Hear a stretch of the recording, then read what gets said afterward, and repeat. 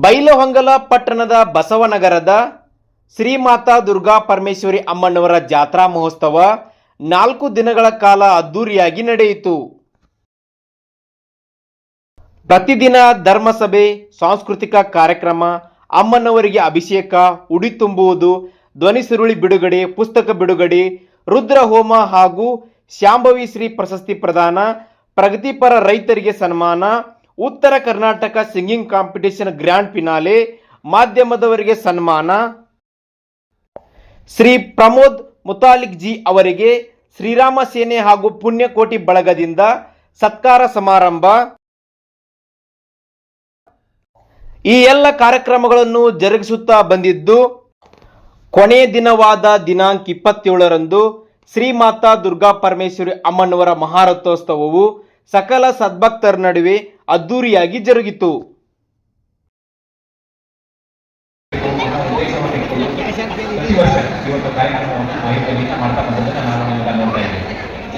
ಜಾತ್ರಾ ಮಹೋತ್ಸವ ಅಂತಂದ್ರೆ ಅನೇಕ ರೀತಿಯಾದಂತಹ ಕಾರ್ಯಕ್ರಮಗಳನ್ನು ಪೂಜಾರಲ್ಲಿ ಹಮ್ಮಿಕೊಂಡಿರ್ತಾರೆ.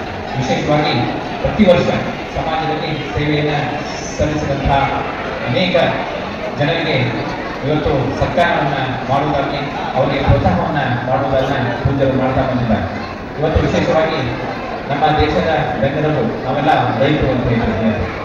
ಆ ನಿಟ್ಟಿನಲ್ಲಿ ಪ್ರಗತಿಪರ ರೈತರ ಒಂದು ಸನ್ಮಾನವನ್ನು ಇವತ್ತು ಮಾಡುವ ಮೂಲಕ ಇವತ್ತು ಅವರೆಲ್ಲ ಇವತ್ತು ಪ್ರೋತ್ಸಾಹವನ್ನು ಕೊಡುವಂತಹ ಒಂದು ಕೆಲಸವನ್ನ ಪೂಜರು ಮಾಡ್ತಾ ಇರೋದು ಬಹಳ ಒಂದು ಅತ್ಯಂತ ಸಂತೋಷ ಅಂತ ಹೇಳಿದ್ರೆ, ಹೋಗಿ ಅಡಿಗೆ ಮನೆ ಹೋಗಿ ನಾವು ಹೆಂಗೆ ಊಟ ಮಾಡ್ತೀವಲ್ಲ, ಇವತ್ತಿಗೂ ಅವ್ರ ಮನೆ ಒಳಗೆ ಹೋಗಿ ನಾನಾ ಕೈ ಹಾಕಿದ್ರು ಕೂಡ ನಾನು ಕೆಲವರು ಯಾರಿಲ್ಲ ಅನ್ನೋ ಅಷ್ಟರ ಮಟ್ಟಿಗೆ ನಾನು ಪ್ರೀತಿ ಕೊಟ್ಟಂತ ಶಾಸಕರು ಯಾವ ಅಂತಂದ್ರೆ ನಮ್ಮ ಬಾಬಾ ಸಾಹೇಬ್ ಪಾಟೀಲ್ ಮತ್ತು ರೋಹಿಣಿ ಅಂತ ನಾವಿಲ್ಲಿ ಸ್ಮರಣೆಯನ್ನ ಮಾಡ್ತೀವಿ.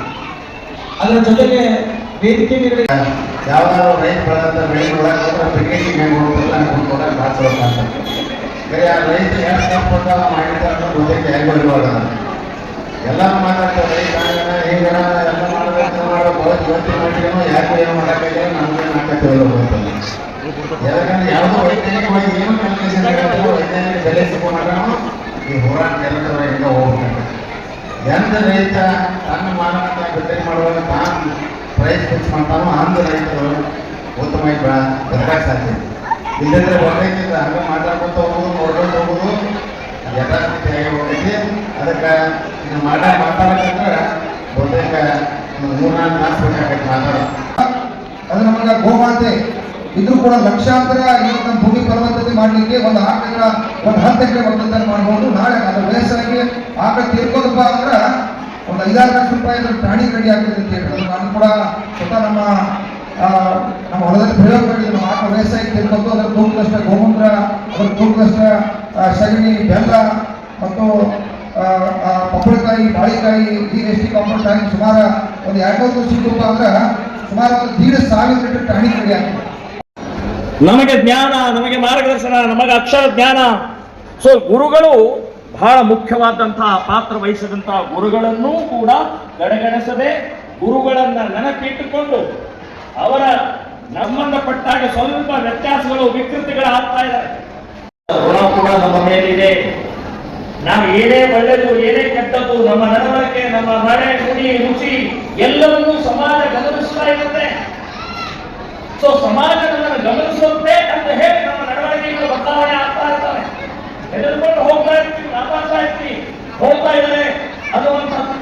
ಸೊ ಸಮಾಜ ನಮ್ಮನ್ನ ತಿದ್ದುತ್ತೆ, ನಮ್ಮನ್ನ ಕೀಳುತ್ತೆ, ನಮ್ಮನ್ನ ಸರಿಯಾದ ದಾರಿಗೆ ತಗೊಂಡು ಹೋಗುತ್ತೆ. ಸಮಾಜದ ಋಣ ಕೂಡ ನಮ್ಮ ಮೇಲಿದೆ. ಈಗ 4ನೇದು ಕೊನೆಯದು ಅಂತಂದ್ರೆ ದೇಶದ ಋಣ. ಬಂಧುಗಳೇ, ದೇಶದ ಹಿಂದೂವರೆಗೆ ಕಾಶ್ಮೀರಕ್ಕೆ ಹೋಗಕ್ಕಾಗ್ತಾ ಇಲ್ಲ. ಸ್ವಾತಂತ್ರ್ಯ ಬಂದ ಮೇಲೆ ಸಂವಿಧಾನ ಇತ್ತು, ಮಿಲಿಟರಿ ಇತ್ತು, ಪೊಲೀಸರು ಇದ್ರು, ರಾಜಕಾರಣಿಗಳು ಇದ್ರು, ಸಂಘಟನೆಗಳು ಇತ್ತು. ಎಲ್ಲರಿಗೂ ಕೂಡ 7 ಲಕ್ಷ ಜನ ಹಿಂದೂಗಳನ್ನು ಒತ್ತುವರಿಸಿದ್ರು. ಅಲ್ಲಿಯ ಹಿಂದೂ ಹೆಣ್ಣುಮಕ್ಕಳ ಮೇಲೆ ಅತ್ಯಾಚಾರ ಮಾಡಿದ್ರು. ಪ್ರತಿಭಟನೆ ನಮ್ಮವರನ್ನ ಹೊರಹಾಕ್ತಾ ಇದ್ದಾರೆ, ನಮ್ಮ ದೇವಸ್ಥಾನಗಳನ್ನು ಹೊಡಿತಾ ಇದ್ದಾರೆ ಅನ್ನುವಂಥದ್ದು ಬರಲೇ ಇಲ್ಲ. ಇದು ದೇಶದ ಋಣ. ದೇಶದಲ್ಲಿ ಆಗ್ತಾ ಇರುವಂತಹ ಬದಲಾವಣೆಗೆ ಸ್ಪಂದಿಸಬೇಕು, ಪ್ರತಿಭಟನೆ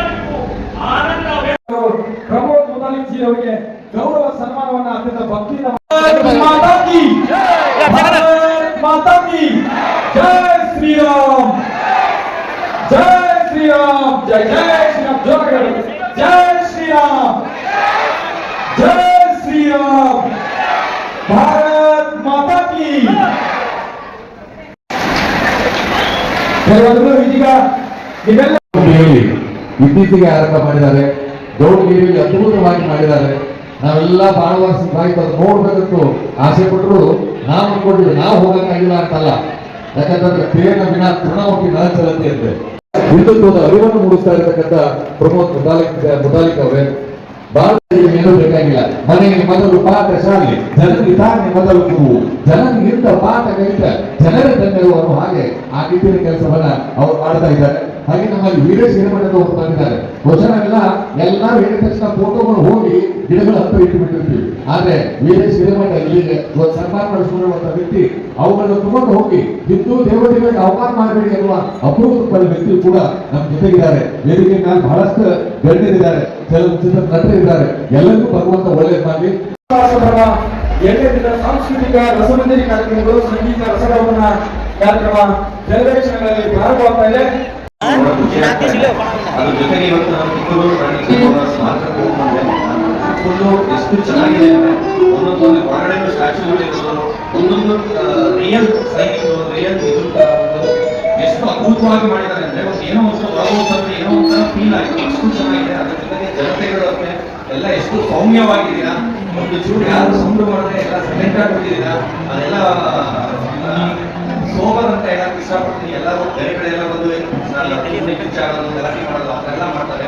ಎಷ್ಟು ಶ್ರದ್ಧೆಯಿಂದ ಕೂತ್ಕೊಂಡು ಎಷ್ಟು ಜನ ಎಲ್ಲ ಮಾತಾಡಿದ್ರು ಎಲ್ಲ ಇಷ್ಟು ಪೇಷನ್ಸ್ ಆಗಿ ಕೇಳಿಸ್ಕೊಳ್ತಾ ಇಲ್ಲ, ಸಹಕರಿಸ್ತಾ ಇಲ್ಲ. ಅದಕ್ಕೆ ಎಲ್ಲರಿಗೂ ನನ್ನ ಕಡೆಯಿಂದ ಧನ್ಯವಾದ. ಆಮೇಲೆ ಈ ಜಾತ್ರಾ ಮಹೋತ್ಸವ ಇನ್ನ ವರ್ಷ ಇನ್ನ ತುಂಬಾ ದೊಡ್ಡ ಮಟ್ಟಕ್ಕೆ ಬೆಳೀಲಿ. ಇನ್ನ ದೊಡ್ಡ ಬಂದಿದೆ. ಒಂದು ಹೊಸ ಕವರ್ ತಗೊಂಡು ಬಂದ್ರೆ ಉಪ್ಪಿನಕಾಯಿ ಹಾಕಿರೋದು ತಿನ್ಬಿಟ್ಟು ಫುಲ್ ಪ್ಯಾಂಟ್ ಎಲ್ಲ ಉಪ್ಪಿನಕಾಯಿ ಆಗೋಯ್ತು. ಅದಕ್ಕೆ ಮನೆಯಿಂದ ಬೆಳಗ್ಗೆ ಹಾಕೋ ಬಂದಿದ್ದು ಹಳೆ ಬಟ್ಟೆ ಹಾಕೋ ಬಂದಿದ್ದು ಸರ್.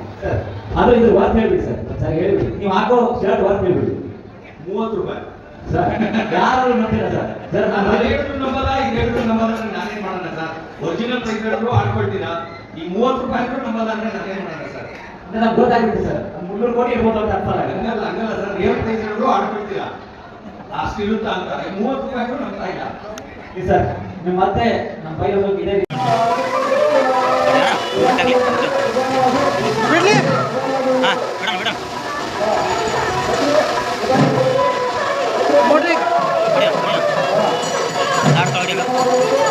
ಬಿಡ್ಲಿ